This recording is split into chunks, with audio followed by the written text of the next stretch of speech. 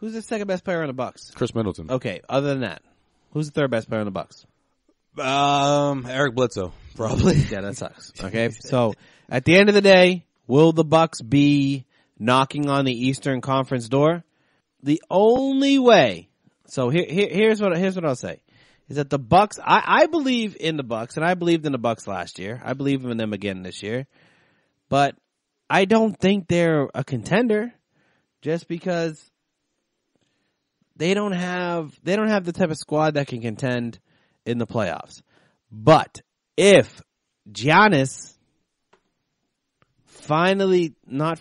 but takes the step that he's been meaning to take the entire time and be a legitimate MVP candidate and be consistent and not just have a hot 2 months and then fizzle out. You're talking about LeBron James level. I'm talking about take over as the hands down best player in the Eastern Conference. No one can stop you if they wanted to type of takeover, like we saw from LeBron James. Like we saw LeBron James do so many times against the Celtics in the last 3 postseasons. You're putting LeBron James in my mouth, though. I don't think he's going to be LeBron James. You're talking about MVP candidate. I'm not saying an exact replica of LeBron James. What I'm saying is that level. LeBron James, okay, Kevin Durant, James Harden, guys like that who once they catch fire, does he make it into that class? Look out. Does he firmly supplant himself in the, I mean, he's not going to be on LeBron James level, but that class. Because I think Kevin Durant, the James Harden, the Russell Westbrook, the top closers, in the NBA. Yeah, because right now, there is an obvious difference between the Oklahoma City Thunder and the Milwaukee Bucks, and that is the fact that hands down, the best player is on the Oklahoma City Thunder.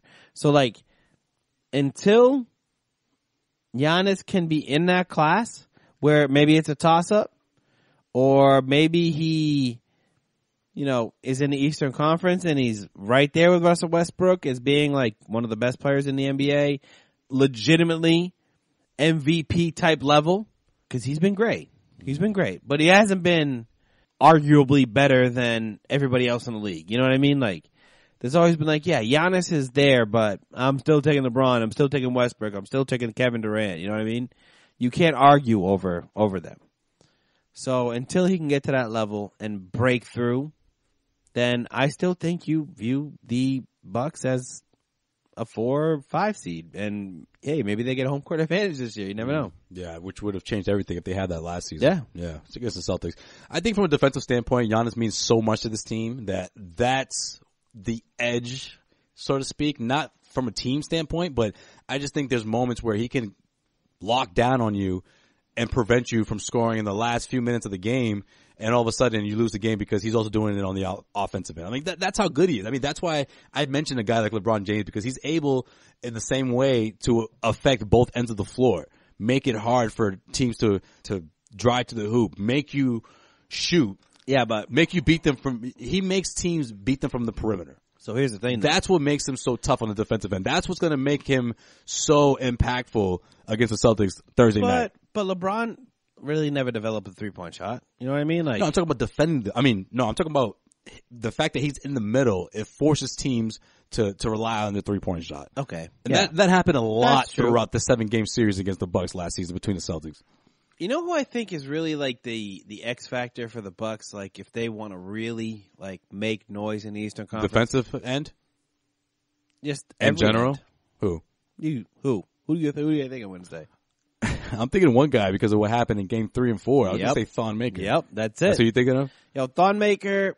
I thought he was going to be a stud when he came. You really like? I thought that was a steal. I thought that was a steal. I remember you telling me all about him. And he's still raw, and I think that they're still developing him. And you know what? Hey, if they've developed Giannis Antetokounmpo, who was raw talent, they maybe can develop Thon Maker too. But so far this year, not too much. But I think that the difference is that it's just consistency, man. It's consistency. If Giannis can be consistent and he can consistently take over a game, and there's not a game like you saw in the playoffs, where he had 5 fouls and put up 15 points. Would LeBron ever do that in the playoff series? Mm-mm. Would Kevin Durant ever do that? Probably not. Would Russell Westbrook ever do that? I see your point. That's what I'm talking about. He needs to be consistent. And I'm not talking about consistency on a 10-game streak and like, great, he's the best player in the league for 10 games. I'm talking about a season of pure dominance. And, hey, I will say this. If there is ever a season for him to do so, it's this season. Because this is the season that he's been building and building and building. And if he actually, in my opinion, if he doesn't get to that level this year, or at least borderline that level of like top 2-3 NBA player in the league, then I think this year's a disappointment for him. And I think you're going to look at his career development and say, what's going on? Does he need to leave Milwaukee? Like, for real, like, all the good things that have happened in Milwaukee for him so far, would it have happened sooner if he was in another place?